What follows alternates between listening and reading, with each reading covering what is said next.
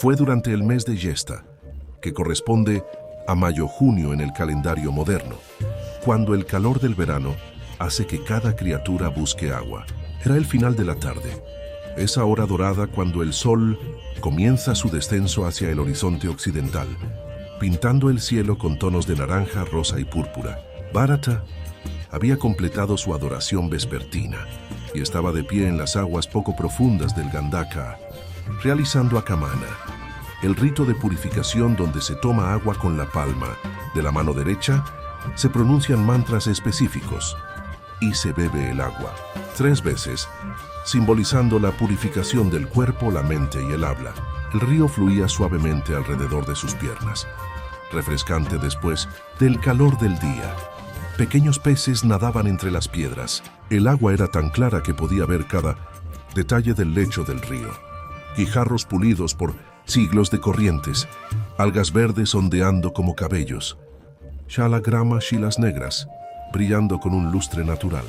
Los árboles en las orillas proyectaban sombras largas. El sonido del agua era como un mantra natural, un om constante que llenaba el aire. Bharata estaba en paz perfecta, su mente fija en Vasudeva, su corazón lleno de devoción. En ese preciso momento, desde el bosque, denso en la orilla opuesta del río, emergió una cierva. Era una hembra de la especie de ciervos moteados que pueblan esas regiones, su pelaje marrón salpicado con manchas blancas como gotas de leche. Pero esta cierva estaba pesadamente preñada, su vientre distendido con el peso del cervatillo que llevaba dentro. El Bhagavatam describe poéticamente que caminaba con dificultad, cada paso lento y cuidadoso, claramente cerca del momento de dar a luz. Sus ojos grandes, oscuros y suaves como lotos de la noche miraban nerviosamente alrededor. Su respiración era pesada. Había llegado al río impulsada por una sed intensa que a menudo precede al parto en los animales. La cierva bajó cuidadosamente por la orilla, sus patas delicadas, encontrando apoyo entre las piedras. Llegó al borde del agua y bajó su cabeza grácil para beber. El agua fresca debe haber sido un alivio maravilloso. Bebía con largos sorbos, sus oídos moviéndose constantemente, alerta a cualquier peligro como es la naturaleza de todas las criaturas presa. Bharata la observó brevemente, con la indiferencia natural de alguien acostumbrado a ver animales silvestres. En su vida de renunciante en el bosque, veía ciervos todos los días. No había nada especial en esta escena, nada que indicara que este momento cambiaría el curso de su destino a través de 3 nacimientos. Y entonces sucedió. Desde lo profundo de la jungla, quizás a solo cientos de metros de distancia, vino un rugido. No era el rugido ordinario de cualquier animal, era el Simanada, el rugido del león, el rey de las bestias, ese sonido que hace que todos los demás animales tiemblen instintivamente con miedo primordial. El rugido resonó a través del bosque como un trueno, haciendo eco contra las colinas, reverberando en el valle. Los pájaros que habían estado cantando sus canciones vespertinas, súbitamente se callaron y volaron de los árboles en pánico. Monos chillaron alarmas. El bosque entero pareció contener su aliento. La cierva reaccionó instantáneamente. El miedo, ese instinto de supervivencia, grabado en lo más profundo de toda criatura viviente, se apoderó de ella completamente. Sus ojos se abrieron grandes con terror. Su cuerpo se tensó. Sin pensarlo, actuando puramente por pánico, ella saltó. El Bhagavatam usa la palabra Vaya Vivala, paralizada por el miedo. En ese salto súbito y violento, el trauma fue demasiado para su cuerpo ya tenso. El shock del terror combinado con el esfuerzo físico del salto provocó el parto prematuro. Allí mismo, en el aire, a mitad del salto, el cervatillo emergió de su vientre. La cierva aterrizó torpemente en el agua poco profunda. El pequeño cervatillo, todavía húmedo del líquido amniótico, todavía conectado por el cordón umbilical, cayó separadamente, con un pequeño salpicón. La madre, completamente consumida por el pánico, no se detuvo. Su instinto de huir del peligro percibido superó incluso el instinto maternal. Corrió río arriba, tropezando, resbalando en las piedras mojadas, desesperada por escapar. Pero su cuerpo, debilitado por el parto súbito, por la pérdida de sangre, por el shock, No pudo sostenerla. Después de solo unos pocos metros, sus piernas cedieron. Cayó en aguas más profundas. La corriente, no fuerte, en esa época del año pero suficiente, comenzó a arrastrarla. Demasiado débil para resistir, demasiado traumatizada para luchar. La cierva fue llevada río abajo. En cuestión de minutos, había desaparecido alrededor de un recodo. Los acharyas dicen que murió poco después. Su cuerpo eventualmente quedando atrapado en alguna raíz o roca río abajo.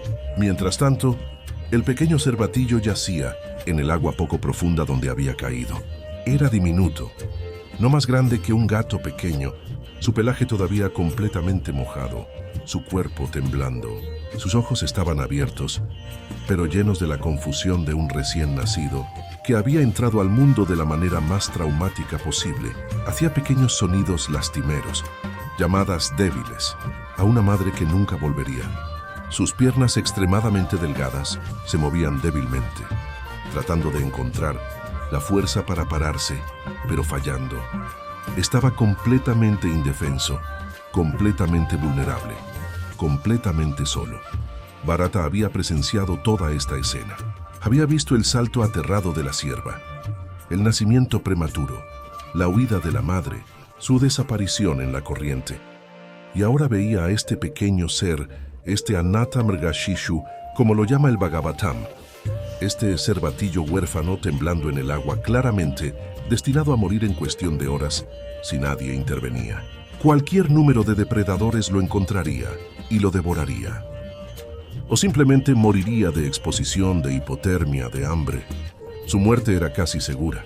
Y es aquí donde los acharyas dicen que es donde comenzó la caída de Bharata, aunque en ese momento parecía ser el acto más inocente y compasivo imaginable. Bharata sintió karuna, compasión, sintió daya, misericordia. Su corazón, que había sido entrenado en los valores kshatriya de proteger a los indefensos, que había sido cultivado por años de bhakti para ser suave y amable, se conmovió al ver a esta criatura sufriente. El Bhagavatam usa la palabra anukampaya, movido por compasión. Pensó, según explican los comentaristas, este pobre bebé no tiene madre, no tiene protección. Si lo dejo aquí, morirá seguramente. Tengo la capacidad de ayudar. Sería cruel, sería ir en contra del Dharma mismo, simplemente dejarlo morir cuando puedo salvarlo. Solo lo cuidaré hasta que sea lo suficientemente fuerte para valerse por sí mismo, y luego lo liberaré de vuelta al bosque. Estos pensamientos parecían completamente razonables, completamente dármicos, completamente justificados. Bharata salió del agua, se acercó al cervatillo, y con manos gentiles lo recogió. El pequeño cuerpo estaba frío y tembloroso. Bharata lo sostuvo contra su pecho para calentarlo. Lo llevó de regreso a su choza. Usó hierba suave para secarlo. Preparó un lugar cálido para él cerca del pequeño fuego que mantenía para sus necesidades mínimas. El cervatillo, sintiendo calor y seguridad por primera vez desde su traumático nacimiento, se calmó. Sus temblores disminuyeron. Se acurrucó y durmió exhausto.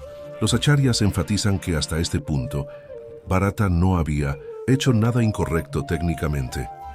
Mostrar compasión a una criatura sufriente es una cualidad encomiable.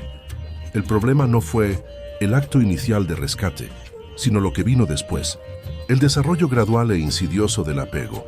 Vishvanatha Chakrabarti Thakura describe las etapas psicológicas de esta caída con detalle extraordinario, mostrando cómo el apego crece desde una semilla aparentemente inocente hasta convertirse en un árbol masivo que esclaviza completamente el corazón. En la primera etapa, que duró quizás una semana, Bharata simplemente cuidaba al cervatillo como un deber. Lo alimentaba con leche, que obtenía de vacas que vagaban por el bosque, o con hierbas tiernas machacadas. Se aseguraba de que estuviera cómodo, pero su mente permanecía principalmente en sus prácticas espirituales. Continuaba su rutina de baños, adoración, meditación y estudio. El cervatillo era como una tarea más, algo que requería un poco de su tiempo, pero no su corazón. Pero luego, en la segunda etapa, el afecto comenzó a crecer. El cervatillo, recuperándose de su trauma inicial, comenzó a mostrar signos de vida vigorosa. Cuando Bharata entraba a la choza, el pequeño animal corría hacia él con alegría obvia, sus patas todavía un poco torpes, su pequeña cola moviendo con entusiasmo. Hacía sonidos suaves de reconocimiento. Se frotaba contra las piernas de Bharata. Y Bharata, siendo humano al fin y al cabo, sintió un cálido sentimiento al ver esta inocente expresión de afecto y dependencia. Comenzó a disfrutar alimentar al cervatillo, a ver cómo crecía, más fuerte cada día, a observar su juego juguetón en el claro alrededor de la choza. En la tercera etapa, que llegó después de algunas semanas, el afecto se profundizó en lo que los acharyas llaman Vatsalya Bhava, amor parental. Bharata comenzó a pensar en el cervatillo no solo como una criatura que estaba cuidando temporalmente, sino como algo más personal. Le dio un nombre, aunque el Bhagavatam no registra cuál era. Comenzó a preocuparse por su bienestar. Cuando el cervatillo salía a explorar el bosque, Bharata sentía ansiedad. ¿Estará seguro? ¿Lo atacará algún depredador? ¿Se perderá? Cuando regresaba, Bharata sentía alivio.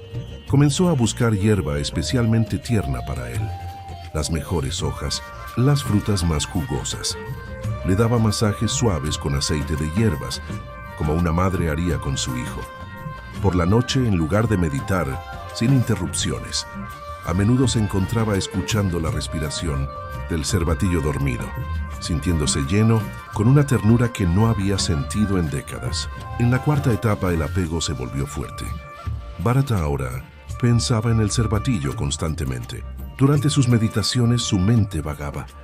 Comenzaba a visualizar la forma de Vasudeva, pero luego un pensamiento vendría. Me pregunto si el cervatillo ha comido suficiente. Me pregunto si está asustado solo afuera. Cortaba su meditación para ir a verificar. Durante sus baños en el río, en lugar de estar completamente absorto en los mantras, una parte de su mente estaba con el cervatillo. Durante su adoración, mientras ofrecía flores a la Shalagrama Shila, pensaba, terminaré esto rápido para poder volver con el cervatillo. Su lectura de las escrituras se volvió superficial, sus ojos moviendo sobre las palabras, pero su mente en otro lugar. En la quinta etapa, el apego creó posesividad. Bharata comenzó a pensar, mi cervatillo, mi bebé. El sentido de mamata, de minidad y mioidad se estableció firmemente. Cuando otros animales se acercaban, Bharata los ahuyentaba, protegiendo su cervatillo. Sentía orgullo al ver cuán hermoso y saludable había crecido el animal bajo su cuidado. Cuando visitantes ocasionales venían al ashrama, Bharata les mostraba el cervatillo, hablando de cómo lo había rescatado, cómo lo había criado, disfrutando de las exclamaciones de admiración. El ego sutil pensaba, soy un buen cuidador, soy compasivo, he salvado esta vida. En la sexta y etapa final, el apego se volvió absorción completa. El Bhagavatam usa palabras poderosas para describir esto. Tadangaha sneha pashabada hridaya. Su corazón quedó atado por las cuerdas del afecto hacia el nacido de la sierva. Bharata ahora vivía para el cervatillo. Su primer pensamiento al despertar era sobre él. Su último pensamiento antes de dormir era sobre él. Sus prácticas espirituales, que alguna vez fueron la esencia de su vida, se habían vuelto secundarias. Actividades que hacía por hábito, pero sin el corazón completo. La meditación profunda que solía lograr ya no era posible porque su mente constantemente regresaba al cervatillo. Los éxtasis devocionales que solía experimentar ya no venían porque su amor estaba fluyendo en otra dirección. Los años pasaron de esta manera. El cervatillo creció hasta convertirse en un ciervo joven, luego en un ciervo adulto completo, con cuernos que comenzaban a desarrollarse. Pero Bharata no lo liberó de vuelta al bosque como había planeado originalmente. No podía soportar la idea de separación. El ciervo se había vuelto el centro de su existencia. Cuando el ciervo salía a pastar, Bharata se sentaba fuera de su choza, mirando ansiosamente en la dirección en que se había ido, incapaz de concentrarse en nada más hasta que regresaba. A veces caminaba por el bosque llamándolos y tardaba mucho. Cuando regresaba, Bharata lo abrazaba con un alivio que era desproporcionado a la situación. Eventualmente, inevitablemente, Bharata se volvió viejo. Los años de vida ascética, que normalmente prolongan la vida y preservan la vitalidad, no pudieron detener completamente el envejecimiento natural del cuerpo. Su cabello, que había sido negro como una nube de lluvia en su juventud imperial, se volvió completamente blanco. Su rostro desarrolló arrugas profundas. Su cuerpo, que había estado delgado pero fuerte durante años de yoga sadhana, se volvió frágil. Sus movimientos se volvieron lentos. Y finalmente llegó el día cuando sintió que la muerte se acercaba. El Bhagavatam describe los momentos finales de Bharata en su primera vida, con detalle casi doloroso, porque estos momentos son cruciales para toda la enseñanza de la historia. Bharata yacía en su choza, su cuerpo físico débil y fallando, el proceso de muerte comenzando. Este era el momento para el cual había vivido toda su vida, el momento de dejar el cuerpo recordando al Señor Supremo. Este era el momento que había practicado durante décadas de meditación. Toda su vida ascética, toda su renunciación, toda su austeridad, había sido preparación para este momento crucial cuando el último pensamiento determinaría su próximo destino. En el Bhagavad Gita, el Señor Krishna explica claramente: Yam yam vopi smaran pavam tyajati antikalivaram, tam tam evaiti kaunteya sadatadbhava bhavita. Cualquier estado de existencia que uno recuerde cuando abandone el cuerpo, ese estado alcanzará sin falta. Esta es una ley espiritual inexorable, tan inmutable como las leyes de la física son inmutables en el reino material. El último pensamiento al morir no es aleatorio, es la culminación de todos los pensamientos, deseos y apegos que uno ha cultivado durante toda la vida. Y el último pensamiento de Bharata, a pesar de todas sus décadas de práctica espiritual, no fue Narayan o Vasudeva o Krishna, fue Mriga, el ciervo. El ciervo estaba justo allí junto a él, como si de alguna manera entendiera que su protector y amigo estaba muriendo. Estaba lamiendo el rostro de Bharata con su lengua áspera. Bharata, con su conciencia desvaneciéndose, con el proceso de muerte llevándose su fuerza vital, con su capacidad de respirar disminuyendo, usó sus últimos momentos no para fijar su mente en el Señor, sino para preocuparse por el siervo. Los acharyas reconstruyen sus últimos pensamientos. Oh, mi querido cervatillo, mi dulce bebé, ¿qué será de ti cuando yo me haya ido? ¿Quién te protegerá? Eres tan gentil, tan confiado. Los lobos te devorarán, los tigres te cazarán. No tienes miedo de los humanos porque has crecido conmigo, y eso te hará vulnerable. No sabes cómo sobrevivir en la naturaleza salvaje. Oh, ¿qué he hecho? ¿Cómo puedo dejarte? Mi querido hijo, mi precioso cervatillo, perdóname por abandonarte. Y con estos pensamientos, con su mente completamente absorta en el ciervo, con su corazón desgarrado por el apego y la preocupación, Maharaja Bharata, el emperador que había gobernado el mundo entero, el hijo de un avatar divino, el renunciante que había dejado todo, el yogí que había alcanzado estados elevados de meditación, el devoto que había adorado al Señor durante décadas, dejó su cuerpo. La ley del karma, impersonal e inexorable, inmediatamente entró en acción. La muerte de Bharata no fue ordinaria en el sentido de que no cayó en la inconsciencia completa como le sucede a las personas comunes. Como un practicante espiritual avanzado, mantuvo alguna conciencia durante el proceso. Sintió su cuerpo sutil separándose del cuerpo físico. Sintió el tirón del deseo, del apego, del último pensamiento, tirando su conciencia en una dirección particular.